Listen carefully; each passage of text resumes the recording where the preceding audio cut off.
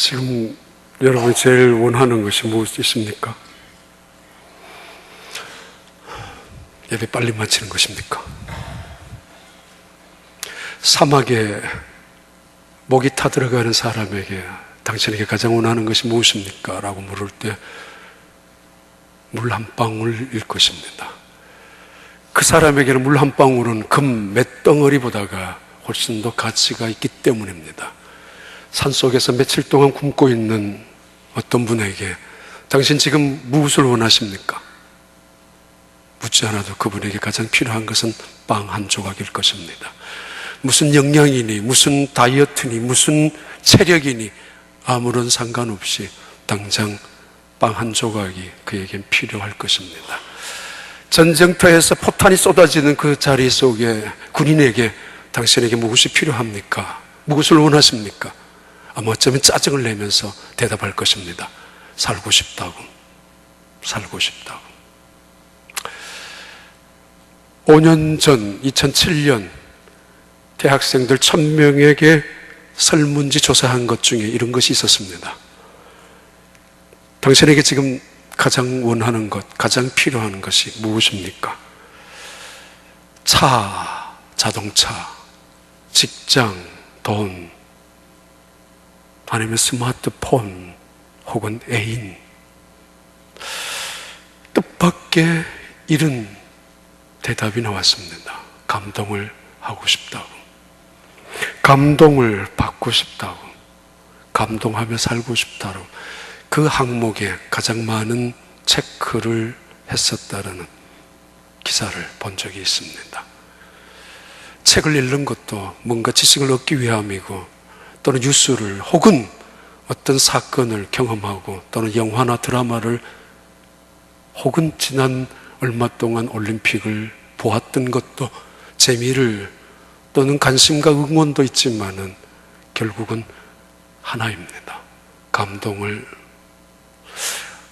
가슴 깊은 감동을, 짜릿한 감동을 느끼고 싶었고 보고 싶었고 또 그것을 그런 현장 속에 있고 싶었기 때문일 것입니다. 희망적이라고 봅니다. 차 보다가도 돈 보다가도 당장 어떤 것 보다가도 감동을 원하는 학생들. 그만큼 절망이 많다는 이야기고 그만큼 슬픔과 어려움이 많다는 것이고 그만큼 감동이 없다라는 이야기이기도 합니다. 오늘 전도서 잠깐 쉬어가는 말씀으로 8월달 드리는 이야기 중에 마지막 전도서 결론 이야기이기도 합니다. 동시에 이 말씀은 우리에게 가르쳐주는 지혜의 말씀입니다. 잠언서의 지혜와 전도서의 지혜. 잠언서에서 가장 중요하게 다루고 있는 두 가지의 단어가 나옵니다. 그 첫 번째 단어는 길이라는 단어입니다. 인생은 도다, 길을 말합니다. 이 세상은 두 가지 길이 있는데 하나는 생명의 길이고 다른 하나는 멸망의 길이라고. 사람들은 자기 보기에 좋은 길이 있고 틀림없이 그 길은 성공하는 길이라고 믿고 따라가지만은 그러나 때로는 그것이 멸망하는 길인 줄 모르고 쫓아가고 있다라고 지적하고 있고 잠언서에서는 지혜자는 이 생명의 길을 걸어가는 사람들이며 하나님이 그럴 때 그 길을 평탄케 할 것이며 그들이 걸어가는 길을 하나님이 지켜줄 것이라고 약속하는 지혜, 진취적이고 적극적이고 긍정적인 지혜를 가르쳐주고 있는 것이 잠언서의 지혜입니다. 또 다른 중요한 단어가 마음입니다. 마음을 다스릴 수 있는 지혜, 교만을 다스리고 분노를 다스릴 수 있는 지혜, 평안으로 원망과 불평을 다스릴 수 있는 지혜, 아니 악함을 다스릴 수 있는 지혜. 그들은 진실한 사람이고 그들은 겸손한 사람이며 그들이 의인이라고 잠언서에서 지혜자를 그렇게 말합니다. 그들이 걸어가는 길 그리고 그들의 마음속에는 언제나 하나님의 영광의 빛이 함께할 것이고 그들이 살아가는 인생 속에서 결국은 존귀함과 성을 빼앗는 것보다가 이 세상의 어떤 용사보다가도 마음을 다스릴 수 있는 지혜자는 가장 승리자라고 가르쳐주고 있습니다. 어떻게 보면 인간관계를 뛰어넘는, 어떻게 보면 이 세상의 성공의 그 지위를 훨씬 초월하는 지혜를 가르쳐주는 잠언서의 지혜의 말씀입니다. 그래서 잠언서에서 지혜자를 가르쳐서 선인이라고 하고 겸손한 자라고 그리고 의인이라고 부르고 있습니다. 잠언의 지혜자의 반대는 악인입니다. 어리석은 자가 아니고 악인입니다. 악인은 교만과 거만과 오만한 자이며, 악인은 불의를 탐하는 자이며, 악인은 그 속에 고집을 갖고 살아가는 사람이며, 악인은 어리석게도 자기 생각이 옳다라고 주장하는 사람들, 언제나 그들을 악인이라고 잠언서에서는 부르고 있습니다. 그 악인의 길은 필경망할 것이며, 악인의 마음은 결국은 어두움으로 죽음으로 끝나고 말 것이라고. 그러나 전도서의 지혜는 말씀드렸죠. 때로는 비관적일 수도 있고 염세적일 수도 있는 그런 지혜를 보여주기도 합니다. 전도서의 지혜. 해 아래 새 것이 없다라고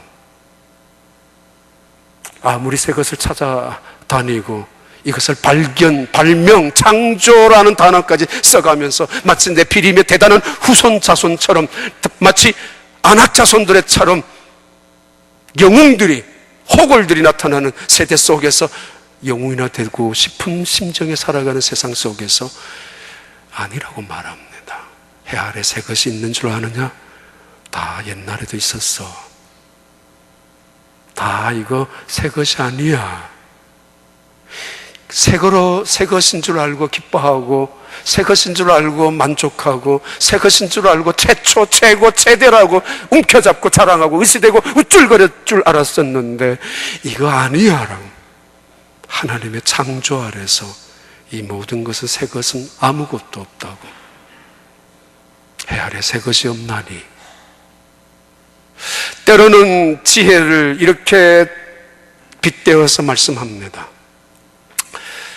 어떤 사람은 성공을 통해서, 어떤 사람은 물질의 부여를 통해서, 어떤 사람은 쾌락을 통해서, 어떤 사람은 지식을 통해서 행복을, 만족을 추구하려고 노력했지만은 이 모든 것들이 다 헛되고 헛되며, 헛되고 헛되니 헛되도다고, 헛수고라고, 헛된 것이라고.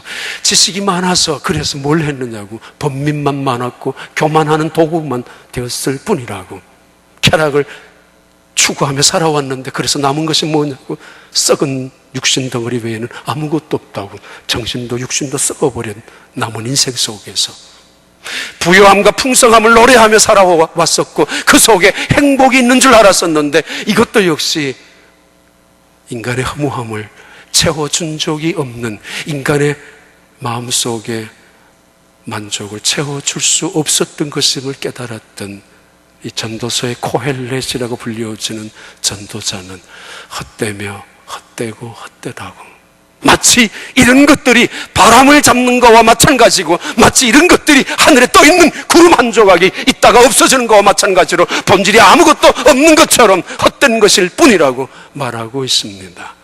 이런 헛되게 인생을 살아가는, 그렇다면 인생에 의미 있는 것이 무엇이며, 그렇다면 인생을 가치 있게 살아가는 것은 무엇이며, 아니 이 인생이 허무하고 무상한 것이 인생이라면 무엇 때문에 노력하고 무엇 때문에 열심으로 살아가야 될 이유가 있는가라고 당연히 질문하는 그들을 향하여 전도서는 지혜자의 대답을 가르쳐 주고 있습니다. 그 대답을, 아니 그 질문을 던질 수 있어야 합니다. 아니 다 허무하단 말인가? 불교처럼 다 무상하단 말인가? 다 공이란 말인가? 다 무란 말인가? 그렇다면 인생의 의미가 뭐냐고, 내가 살아가야 되는 목적이 뭐냐라고 던져보아야 될 물음입니다. 철학적인 질문, 진부한 질문이 아니라 인간 본전의 자세로서 말입니다. 전도서의 지혜는 반대자, 전도서의 지혜자의 반대는 우매한 자입니다. 우매한 자. 잠언의 지혜자의 반대는 악인이라고 불렀습니다만 전도서의 지혜자의 반대는 우매자, 어리석은 자, 미련한 자, 그리고 아주 앞뒤가 꽁꽁 막히고 좁아터진 속을 갖고 살아가는 우매자, 아주 미련덩어리, 고집덩어리, 아집 덩어리, 그걸 우매자라고 합니다. 그들은 오늘 또 사람에게서, 물질에게서 쾌락을 추구하고 어떤 지식에서 만족을 추구하고, 그들은 오늘 또 어떤 모임에서 행복을 추구하고, 아니 어쩌면 자기의 울타리를 쌓아가며 자기의 인생 안에서 자기 것 속에서 움켜잡으려고 노력하지만은 이런 모든 것들도 다 헛될 뿐이라고 우매자를 가리켜 지혜자가 전달하고 있는 말씀입니다. 적당히 지나갈 수 있는, 쉬고 지나가자는 이야기를 드렸습니다만, 그리고 그냥 다 그런 거 인생 아니냐라고 또 한 번 잔소리처럼 지나갈 수 있는 이야기지만은, 인생을 살아보았던 코헬렛의 전도자, 그분은 간곡한 심정으로, 어쩌면 피를 토하는 심정으로 우리에게 이 지혜를 전달하고 있습니다. 우리도 한 번쯤 그렇게 살고 싶다고요. 그럼 우리는 늦습니다. 빠져나올 수 있는 지혜가 없기 때문입니다. 돌아설 수 있는 용기조차 없기 때문입니다. 아니, 이 세상의 죄악의 힘이 우리를 그냥 놓아둘 턱이 없기 때문입니다. 너희들은 무엇을 원하느냐? 그들에게 차보다가도, 돈보다가도, 애인보다가도, 사랑보다가, 물질, 직장보다가도, 스마트폰, 인터넷보다가도 감동을 하고 싶다고. 올림픽 경기를 보면서 꽤 많은 감동을 본 적도, 지금도 그 뒷이야기를 통하여 감동을 느낀 에피소드도 없지 않아 있습니다만은, 오늘 본문을 통하여 인생의 전반전을 살아가는 사람들에게 전달하는 메시지가 있습니다. 지혜가 있습니다. 지난주 인생의 후반전의 말씀을 드렸습니다만은, 오늘 전반전의 이야기입니다. 전반전. 바로 그들을 청년이라고 부르고, 전반전을 살아가는 그들을 젊은이라고 그렇게 부를 수 있을 것입니다. 전도서 11장 9절의 말씀입니다. 같이 한번 읽겠습니다. 전도서 11장 9절입니다. 같이 읽습니다. 청년이여, 내 어린 때를 즐거워하며 내 청년의 날들을 마음에 기뻐하여 마음에 원하는 길들과 내 눈이 보는 대로 행하라. 그러나 내 하나님이 이 모든 일로 말미암아 너를 심판하실 줄 알라. 여기에서 내 마음에 기뻐하라라는 말씀 앞에, 말씀 뒤에 피리오드는 점을 찍어야 하고 혹은 콤마를 찍어야 할 필요가 있습니다. 청년이여, 내 어린 때를 즐거워하며 내 청년의 날들을 마음에 기뻐하여, 사실은 하나에 끝나는 절입니다. 마음에 원하는 것들과 내 눈이 보는 대로 만약에 행하기 한다면은, 그러나 너는 언제인가 심판을 받게 될 것이다. 첫 번째 지혜자의, 전도자 지혜자의 말씀입니다. 청년아, 내 마음에 즐거워하라. 이 말을 한 단어로 바꾸면 감동하며 살으라는 것입니다. 감동하며 살으라고. 알버트 슈바이처라는 그분을 다 아실 것입니다.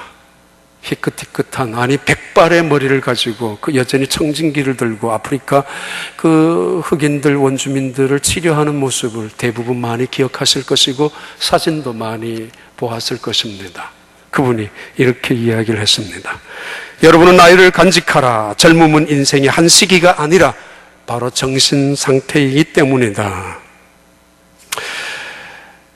젊음이란, 청년이란 의지의 도약을 말하며 상상력의 도발을 의미하며 감정의 응축을 갖고 살아가는 사람들이고, 그들에게는 용기가 두려움을 이겨내는 그런 시기를 살아가는 사람들이다. 그리고 청년들이란, 젊음이란 단순한 나이를 말하는 것이 아니라 모험을 가지고 게으름, 나태함을 제압하며 살아가는 그들이며, 일정한 횟수를 살았다고 늙는 것은 아니다.